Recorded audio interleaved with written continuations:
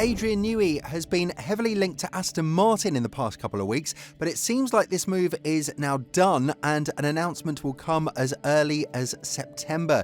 The rumours are not just rumours anymore because officials from Aston Martin have spoken very highly of Newey recently and numbers have started to become public in terms of how much money he'll earn and what the role is that he'll have in the team from 2025 onwards.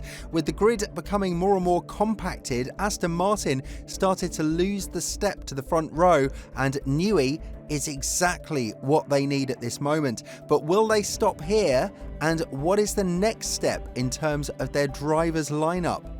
Adrian Newey has reportedly signed a contract with Aston Martin and numbers have started to circulate around in the Formula One world. The Brits mastermind will earn around $100 million over the span of 3 years, and this is a huge improvement from the financial side considering the fact that it was originally believed he would earn this amount of money for a period of 4 years. When you think about it, the money that he's received hints at one very clear sight. He won't have the sit-back, relaxed role that he originally hinted he wanted to have with the next team, as he will likely be responsible for engineers and staff who would leave and join the team. This is something that makes a lot of sense for Aston Martin because they've hit rock bottom in the past couple of months with their upgrades, and they're now desperately looking to reshuffle the entire technical department because under the leadership of Dan Fallows, who was the former student of Newey and the ex-chief of aerodynamics in Red Bull, nothing much happened with the car other than downgrade in performance. This made Lawrence Stroll invest in personnel, and the first official high-profile name that he signed was Enrico Cardile, the former technical director of Ferrari.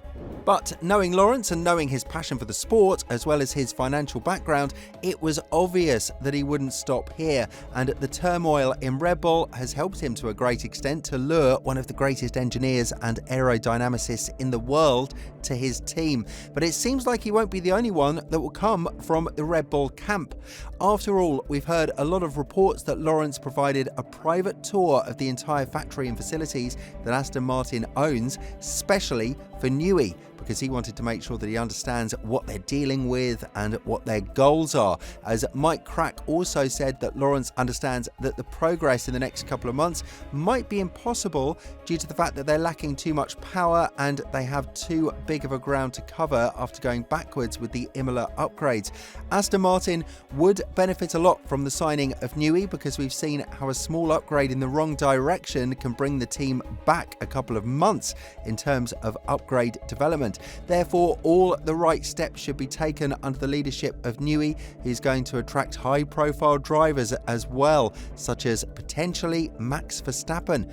Max also very much looking into where his team would end up with all of the upgrades of the RB20 that turned out to be downgrades in the end, as they've been heavily caught by McLaren and Mercedes in the past couple of races. But according to the latest report of F1 Insider, the interest of Max, if it goes outside of Red Bull, will be placed with Mercedes rather than Aston Martin, which could be perceived as quite a bombshell for the Silverstone-based squad now that they are expanding massively in every department possible. This, however, is not affecting Newey in any way whatsoever because he has been able to work on a clause in his contract that would allow him to start working with the next team from 2025. And this is one of the primary reasons why the negotiations have fallen apart with Ferrari. Although Newey and Ferrari was a match made in heaven for all of us, it seems like Newey wanted too much power and money while Ferrari are now invested in their existing system and would much rather use him on a lower scale of management. So with this in mind, there is definitely not a lot of common ground between these two sides to expect the working relationship to happen anywhere near soon.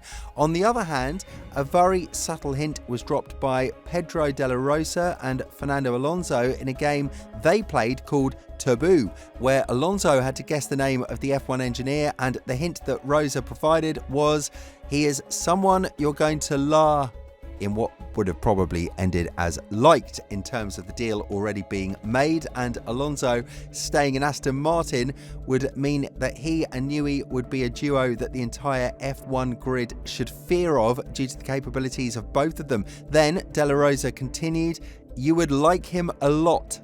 To this, Alonso started to laugh and said that they will end the game very quickly because he already knew who they were talking about. De La Rosa, who has experience working with Newey as they spent some quality time with him in McLaren when he served as their test driver and contested in 9 races when Newey had already departed the team for Red Bull, spoke very highly of him.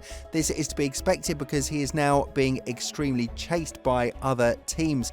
But with Ferrari's deal falling through and McLaren openly admitting that they will not go for Newey, Aston Martin are now in a very good position to see themselves very high in the pecking order once the season restarts from 2025 onwards. Talking about Newey to a greater extent, De La Rosa said, "Adrian Newey has got it all. What surprised me the most when I worked with him, it's how much he asks the drivers and how much he listens to them. When a driver tells him something, he writes it down and he goes to work on it in the wind tunnel. That is Adrian Newey, always one step ahead. The advantage of being Adrian Newey is that he can choose his future, where he wants to go, and even his salary."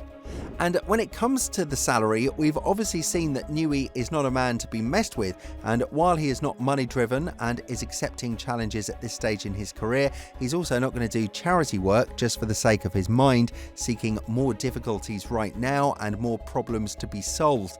Furthermore, Newey has also stated that one of the biggest regrets in his life is not working with drivers like Alonso and Hamilton or a team like Ferrari. And while 2 of these factors will be combined from 2025 onwards, the choice of Newey lies with Aston Martin, and this has been confirmed by personnel very close to Newey, such as the former F1 driver Robert Dornbos.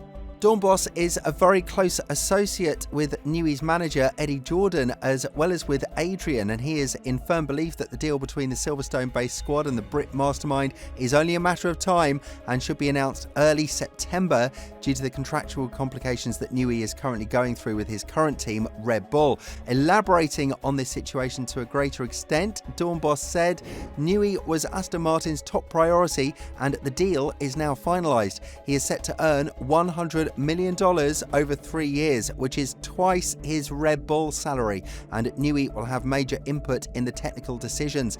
Aston Martin, with its state-of-the-art factory completed last year, likely attracted him with its advanced technology, including a new wind tunnel. The official announcement is expected in September."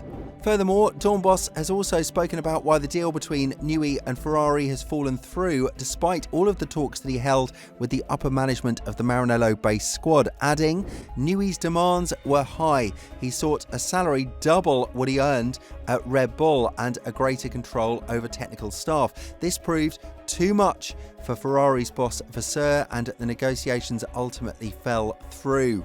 It would be interesting to see whether Newey can make it work between him and the rest of Aston Martin, but with a massive overhaul happening in the Silverstone-based squad, it's easy to understand that the rest of the engineers would have to be compliant with what Newey says and brings to the table, because he is undoubtedly the biggest name that is coming to the team in quite some time. Of course, he would also have to implement a system that might be hard to see Enrico Cardiel listening to somebody else's orders, given the fact that he was the technical director in Ferrari. But nevertheless, the success that Newey's had with Red Bull is the precedent that will lead Aston Martin in the right direction, that's for sure. And it would also be nice to see Alonso fight for race wins and podiums yet again as early as 2025.